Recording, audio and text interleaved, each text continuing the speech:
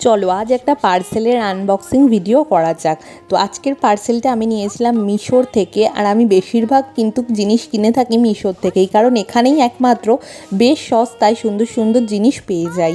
আর আজকের পার্সেলটায় দেখো নিয়েছিলাম একটা সুন্দর ক্লাচ, আর এটা আমরা দুই বোন মিলে মাকে এবারে পুজোয় গিফট করলাম, যাতে মা পুজোয় এটা নিয়ে বেরোতে পারে। আর এটা নিয়েছিলাম সাদার ওপরে মাল্টি কালারের কাজ করা, যাতে এটা সব কিছুর সাথেই মানায়।